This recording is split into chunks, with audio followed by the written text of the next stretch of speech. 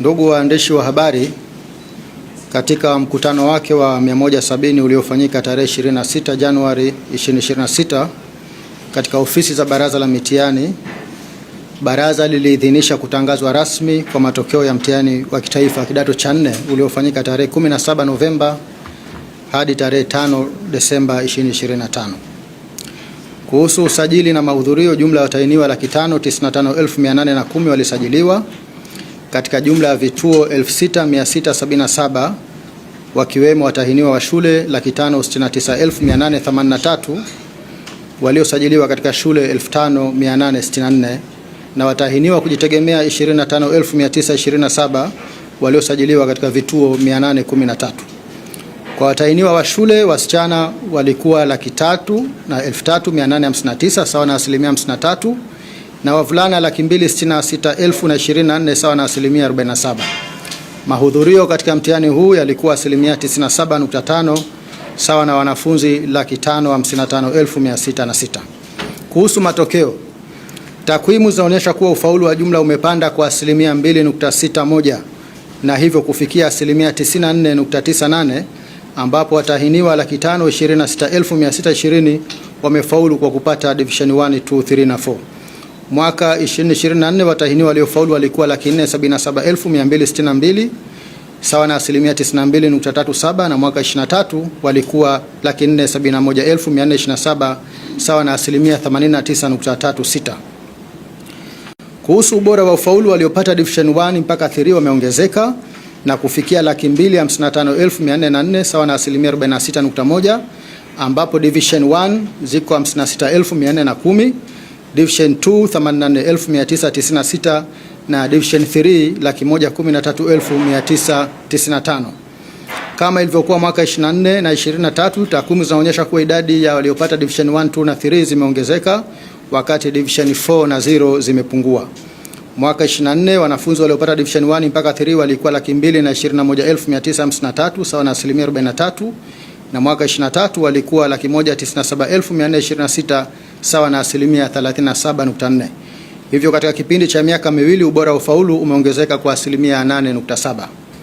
Kuhusu ufaulu kwa jinsi, kati ya watahiniwa 526,620 waliofaulu, wasichana ni 278,108 sawa na 94.3 ya waliofanya, na wavulana ni 248,512 sawa na 95.8 ya waliofanya. Aidha, kati ya waliofaulu wasichana ni 53% na wavulana ni 47%. Kwa kuangalia ubora wa ufaulu, ambapo tunazingatia waliopata division 1, 2 na 3, wavulana ni 135,676 sawa na 52.3 ya waliofanya, na wasichana ni 119,728 sawa na 40.58 ya waliofanya. Kati ya watahiniwa wote 255,404 waliopata division 1, 2 na 3, wavulana ni 53% na wasichana ni 47%. Hivyo wasichana wamefaulu wengi zaidi kwa 6% kuliko wavulana, na wavulana wamefaulu vizuri zaidi kwa 6% kuliko wasichana. Kuhusu ufaulu kimasomo, kwa masomo ya science jamii yanayojumuisha civics, history na geography, takwimu zinaonyesha kuwa masomo haya yameendelea kupanda kama ilivyokuwa mwaka 24, ambapo somo la history limepanda kwa 4.87 na kufikia ufaulu wa 78.23. Geography imepanda kwa 7.55 na kufikia 79.46, na civics imepanda kwa 1.32 na kufikia 71.66.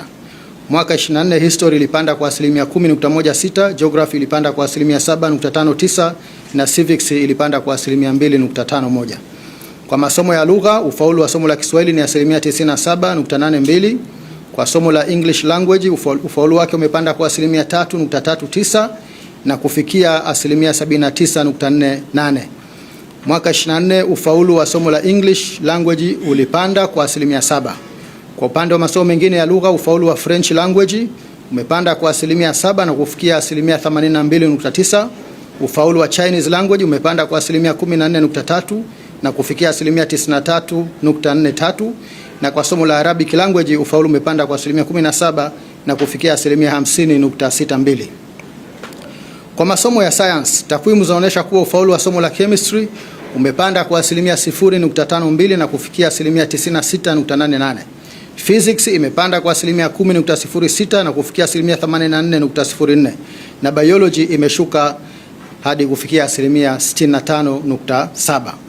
Ufaulu wa masomo mengine ya sayansi nao uko vizuri, ambapo engineering science ni asilimia 86.12, agriculture asilimia 94.81, information and computer studies asilimia 95.52, additional mathematics asilimia 95.91, na food and human nutrition ni asilimia 100.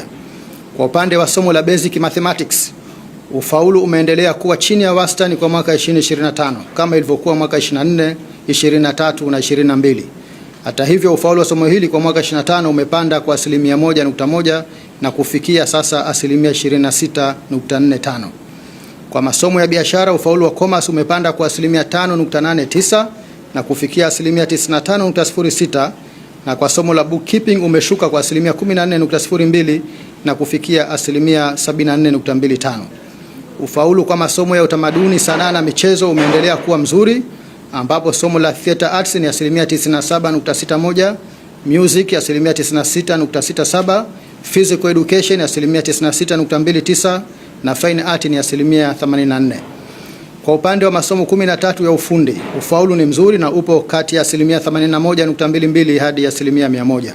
Kwa upande wa masomo ya dini, somo la Bible knowledge ni asilimia 97.34 na elimu ya dini ya Kiislamu asilimia 85.68. Ufaulu kwa masomo hayo umeendelea kuwa mzuri, kwa ufaulu wake kuendelea kuwa juu ya wastani. Kama hivi ambavyo tumefanya kwa mujibu wa kanuni kwamba ukiandika matusi unaadhibiwa, na adhabu yake ni kufa wanafunzi hawa wakuu wa shule. Kwa hiyo tunawafunza sasa ni nini, lakini pia kutoa mafunzo kwa wale wa madarasa ya nyuma wanaofuata. Hivi ninavyozungumza, baraza limefanya wanafunzi mwenye maarifa yaliyokamilika hawezi kuandika matusi. Kwa bila shaka anaandika wanafunzi hawa wanapata kile wanachostahiki katika taasisi.